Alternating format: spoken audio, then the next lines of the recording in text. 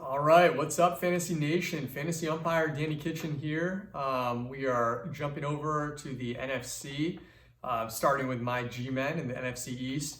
We're going to kick things off with the Dallas Cowboys. This is a fun division, a little bit of change, not a lot on the coaching side of things, but the Cowboys certainly had quite the shakeup. They lose Amari Cooper. They've had a couple of off-season injuries. They lose James Washington. Michael Gallup is still dinged up. They lose some key guys in the offensive line. But the team still looks pretty good, right, on paper. They still have Zeke. They still have Pollard. Dak's still under center. CeeDee Lamb is expected to take a big leap this season. So we like what they're doing fantasy-wise. I just think that O-line is going to be the key piece of the puzzle there. Can they get healthy? And if they're not healthy, can the backups kind of, keep them afloat? The one guy I really want to talk about here is Tony Pollard. CeeDee Lamb, no brainer. If he drops in the second round, you take him there. Dak's kind of a, QB 8, 9, 10 range. I'd be comfortable taking him there after guys like Russ and Trey Lance. Tony Pollard's the guy I want to focus on here. He was the RB 28 last season. We already have their coaching staff saying that he can handle even more touches this year. They want to get him out in the slot as well, a little bit more.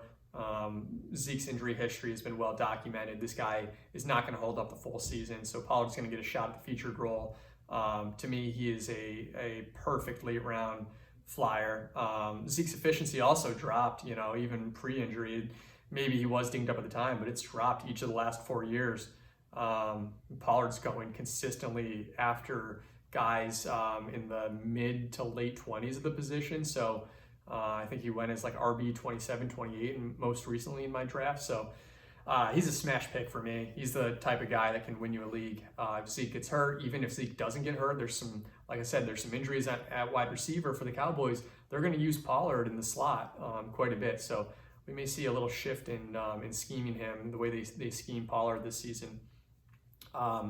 And then, the Cowboys week 1 game, they're playing the Bucs at home. That's a tough way to start, but who knows? They could shock the world. They beat the Bucs week 1 and start to get guys back, get healthy. This is a team that I would not be surprised if they win the division. Wouldn't be surprised if they make a playoff run, but for me, I'm out on the Cowboys this year. Aside from Tony Pollard, I think they're going to struggle. That O-line just, they don't look good, and they're clearly not healthy. So that's not a good start to the season right there. You want to make sure you have that line healthy and good to go. All right, moving over to my G-men, baby. New York Giants, they bring in a new head coach, thank God, Brian Daboll, coming over from the Bills, and a new offensive coordinator, Mike Kafka. Things are looking up for the Giants. They really are. Daboll gets his first head coaching job after 8 seasons as an offensive coordinator with Cleveland. He was with Miami, Kansas City, and then, of course, most recently with Buffalo. He'll be calling the plays ahead of the offensive coordinator, Kafka, who doesn't have any NFL experience in that role, so that makes sense there.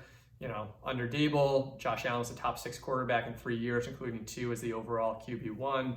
For running backs, Daboll's system has produced a pair of top 10 players in Peyton Hillis, Jamal Charles in 2012, Reggie Bush 2011, Devin Singletary 2021. Those guys both had top 20 finishes, and then most notably, their running backs have seen 50 or more targets 5 times in Daboll's coaching career. So that bodes well for Saquon. I'm expecting a monster year for him. He's my target at the end of round 1, even middle of round 1. I'm starting to look at him at pick 7, 8, or 9. He's slam dunk pick at the top of the second round. If he slides to the middle of the second round, you're already killing your draft. So that's an easy pick for me. And then for wide receivers, Daboll's lone top 10 wide receiver for fantasy finishes was Stephon Diggs in 2020 and 2021. So other than that, he's had just one other receiver. That was Brandon Marshall that ranked in the top 20. And I don't think there's anyone in this Giants roster that really stands out to me aside from Wan'Dale Robinson. But he's a rookie, so we're not quite sure yet. But he's the one wideout that I would target. Kadarius Toney is fun. He's had one good game, but he keeps getting injured. He looks like he's injury prone. I want no part of Kenny Golladay. If I'm targeting one receiver on this team, it's Wan'Dale Robinson. You can get him dirt cheap, really late in drafts. So he's a good target. Giants open up at Tennessee week 1. I think they win as the underdog there, and we start to see a new regime, a new offense. take over in New York, and I think it's really going to bode well for Daniel Jones and the rest of those guys. A lot of quick hitters, right? In the slot, quick passes, get Saquon out in the open, quick passes. Daniel Jones throws a fine deep ball, but for the most part, they're going to try to get the ball out of his hands fast, because where he starts to falter is in the pocket. When it collapses, he doesn't know when to get rid of it. So I think we're going to see him have a lot of quick releases, get the ball to his playmakers, let them do the rest. And moving on here, actually, you know what? Well, real quickly, just touching on Saquon, I've got a couple of notes on him. Each of the last 9 RB1 overall finishers were 25 or younger. And so he fits that. 8 of the 9 running backs to finish as the RB1 overall were drafted inside the top 12. He fits that. And the RB1 overall has not repeated since 2007. Checks that box as well. He's now fully healthy, second year off the ACL injury, best offensive line of his career, best head coach of his career. I think everything is pointing towards a breakout season for Saquon, or at least return to what he was his rookie season.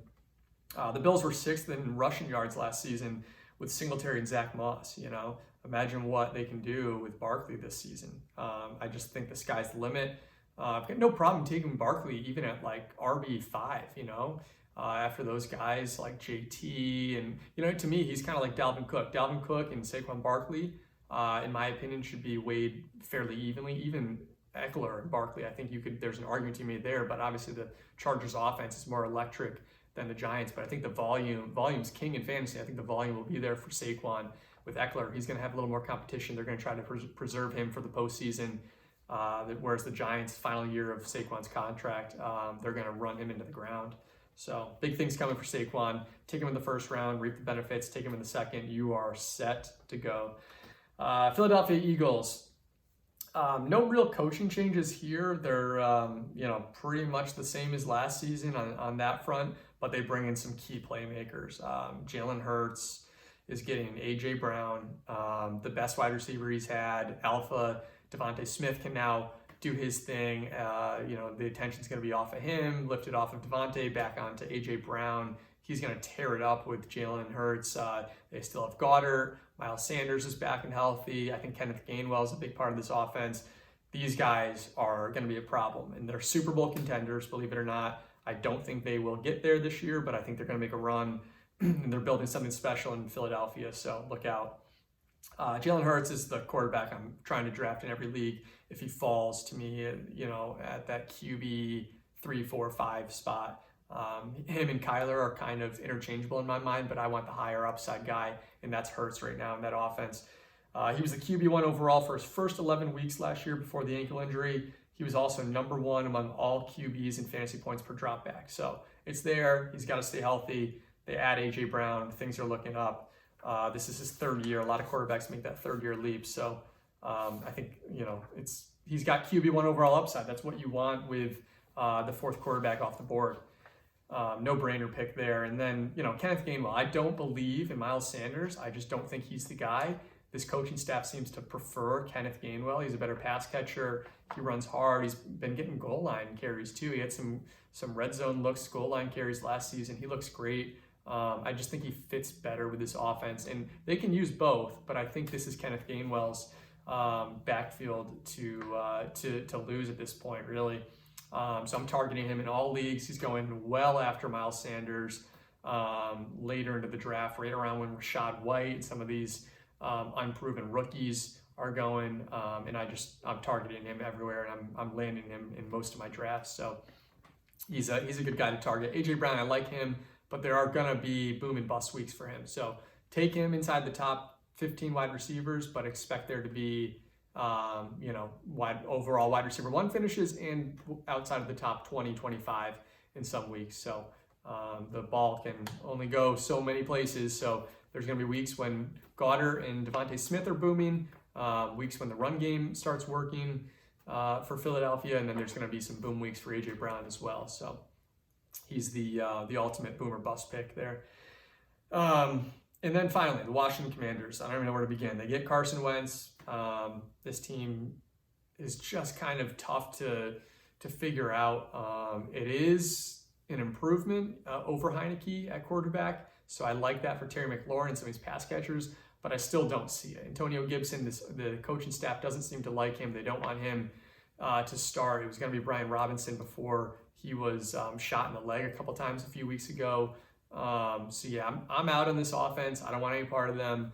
If I want a late round flyer on Brian Robinson, stash him in the IR. I'm fine with that. If you want to take a late round stab at Antonio Gibson and see if he pans out, I'm fine with that. But to me, Terry McLaurin's the one guy that I would target here because he is falling outside of that top 20 range of wideouts. He's right around when Cortland Sutton's going. I believe Mike Williams that territory. So that's a fair play, but for me, I'd rather take the upside with a Mike Williams tied to Justin Herbert as opposed to McLaurin tied to Carson Wentz. Don't forget they drafted Jahan Dotson out of Penn State, and they also have Curtis Samuel. They've got some playmakers there that are going to fight for targets as well. So to me, I want no part of the Commanders. I'm out.